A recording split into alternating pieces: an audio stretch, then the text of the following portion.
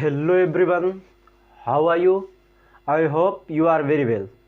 So, today I will discuss about animal tissue.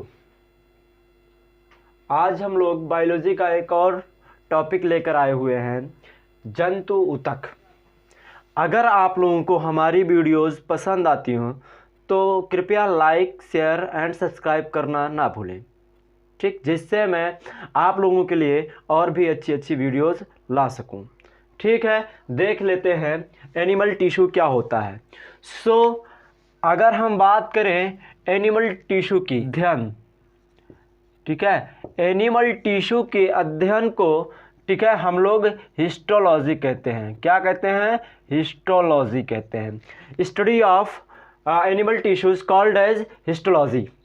Okay, ठीक। अब बढ़ते हैं। अब कहते हैं टिश्यू की ज़रूरत क्या होता है, ये ऊतक होता क्या है। तो जिस प्रकार से, ठीक है, हमको घर बनाने के लिए ईंट की ज़रूरत होती है, ईंट से क्या होता है, दीवार बनाया जाता है, और बहुत सारे दीवार मिल करके, ठीक है, एक घर का निर्माण करते हैं, एक मकान का निर्माण करते हैं।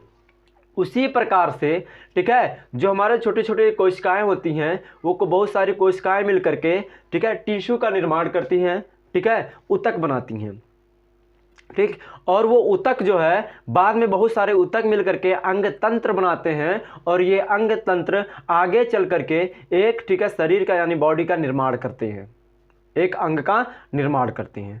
ठीक, आई होप कि आपको ये समझ में आ गया होगा। अब देख लेते हैं एनिमल टिश्यू होता क्या है।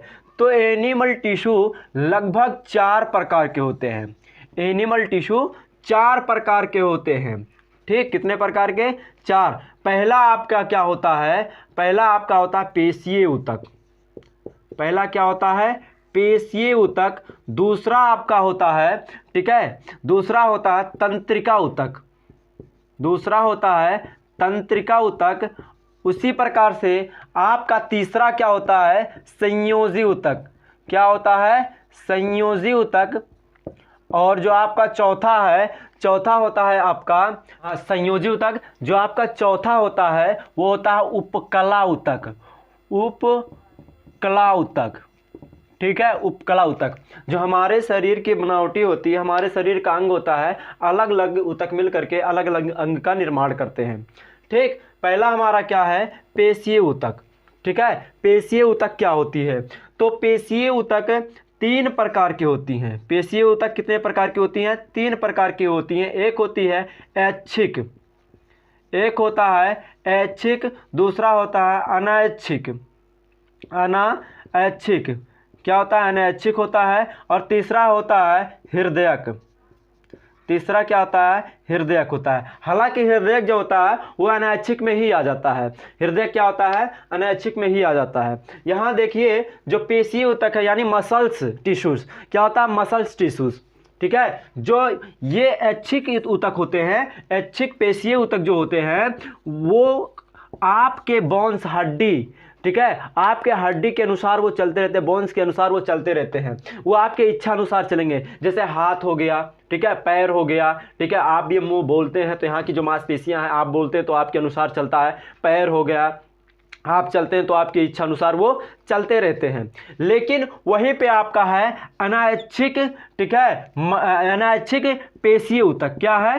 अनैच्छिक पेशीय ऊतक। जो अनैच्छिक पेशीय ऊतक होते हैं, देखो ये आपकी इच्छा अनुसार नहीं चलते हैं, ठीक है। जिस तरीके से आपका मान लीजिए क्या है, लंग्स है, ठीक है, आपका लंग्स है, जब से आप पैदा हुए हैं, ठीक है, तब से लेकर के आज तक चलता रहता है। कि आपको कभी लगा है कि लंग्स आपका थक गया हुआ है, चलो बहुत ज़्यादा थक गया है, और वो बोल दे ऐसा है चाचा आज हम आराम कर लेते हैं। आपका लंग्स क्या है? सपोज मान लीजिए, ठीक है, कि आप क्या है, आज मान लीजिए कि वो आराम कर रहा है, रेस्ट कर रहा है, क्या पता चले आप रेस्ट इन पीस हो जाएंगे।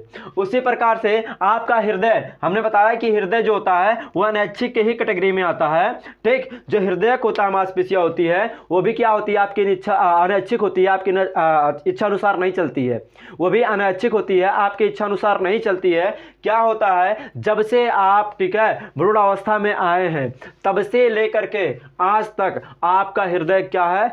चल ही रहा है, बंद नहीं हो रहा है, रेस्ट नहीं हो रहा है। जिस दिन ये रेस्ट ले लिया उस दिन आप समझ लीजिए रेस्ट इन पीस हो जाएंगे। ठीक। आई होप कि आपको पेशीय ऊतक समझ में आ गए होंगे। पेशीय ऊतक क्या होता है? जो आपके इच्छा अनुसार चले उसे कहेंगे ऐच्छिक पेशीय ऊतक। जो अनैच्छिक मांसपेशियां क्या, जो इच्छा अनुसार ना चले, ऑटोमेटिक चलती है, जिस तरीके से डायाफ्राम हो गया, ठीक है, हृदय हो गया, लंग्स हो गया, और बहुत सारे ऐसे चीजें हो गई जो आपको मतलब इच्छा अनुसार नहीं चलती हैं। ठीक, ये आपका तीनों समझ में आ गया। आई होप कि आपको ये समझ में आ गया होगा। ठीक, अब देखते हैं तंत्रिका ऊतक क्या होता है। तंत्रिका ऊतक से आपका ब्रेन बना होता है। तंत्रिका ऊतक से आपका क्या होता है? न्यूरॉन कह सकते हैं या हम ब्रेन कह सकते हैं। ठीक है, ब्रेन या मस्तिष्क, ब्रेन या मस्तिष्क, यानी आपका तंत्रिका ऊतक क्या होता है? न्यूरॉन या ब्रेन का निर्माण करता है। ठीक है, आपको बता दें अगर ब्रेन के बारे में जानकारी कुछ, कि सबसे लंबी कोशिका न्यूरॉन होती है। ठीक है, इसमें एक बहुत बड़ी खराबी है कि ये क्या होता है, ये विकसित होते हैं लेकिन विभाजन नहीं होते। ये विकसित होंगे लेकिन विभाजन नहीं होंगे।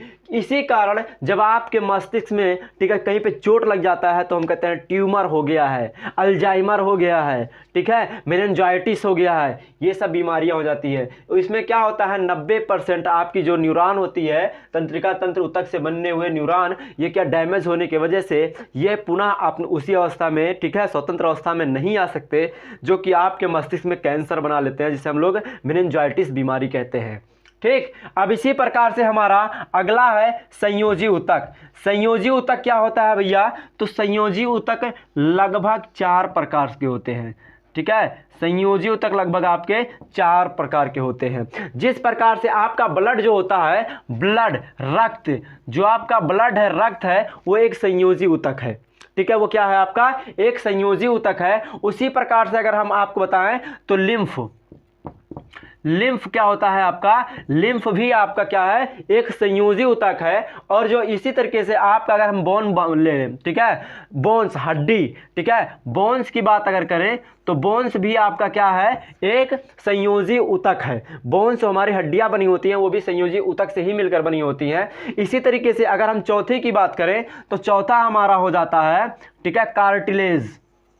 कार्टिलेज, कार्टिलेज भी आपका क्या है? एक संयोजी ऊतक है। कार्टिलेज भी आपका क्या है? एक संयोजी ऊतक है। ठीक, अब देख लेते हैं ये उपकला ऊतक क्या होता है। तो उपकला ऊतक जो होता है वो वसा में होता है। क्या होता है? वसा। ठीक है, क्या होता है? वसा। वसा माने जानते हैं फैट, चर्बी, जिसका मतलब चर्बी जिसके बॉडी में हो जाता है, फैट हो जाता है, देखते हैं पेट भारी होता है, तो कहते हैं ये कहाँ होगा? तो ये होता है आपके पेट में। ठीक है, पेट में होता है। अगर जानवर का देखेंगे, कुबड़, जो आप देखे होंगे ऊंट, ऊंट के जो कुबड़ होता है, कुबड़, उसमें भी क्या होता है? वसा भरा रहता है। उपकला ऊतक के अकॉर्डिंग उसमें वसा भरा रहता है। जो वसा हमारा होता है, ठीक है, वो क्या है? उपकला ऊतक है। ठीक, इसी प्रकार से ये उपकला ऊतक की कमी से या वसा के कमी से चेहरे पे या बॉडी में झुर्रियां आने लगती हैं। क्या आने लगती हैं? झुर्रियां आने लगती हैं। एक अवस्था ऐसी आती है जब मानव के बॉडी में, ठीक है, झुर्रियां आना स्टार्ट हो जाती हैं। अगर मानव के बॉडी में उपकला ऊतक के अकॉर्डिंग वसा कम हो गया तो वो क्या होता है? उनके बॉडी में झुर्रियां आना स्टार्ट हो जाती हैं। ठीक, आई होप कि आपको एनिमल टिश्यू अच्छे से समझ में आ गया होगा। अगर आपको एनिमल टिश्यू अच्छे से समझ में आ गया हो तो हमारे इस चैनल को, ठीक है, शेयर एंड सब्सक्राइब ना भूलें।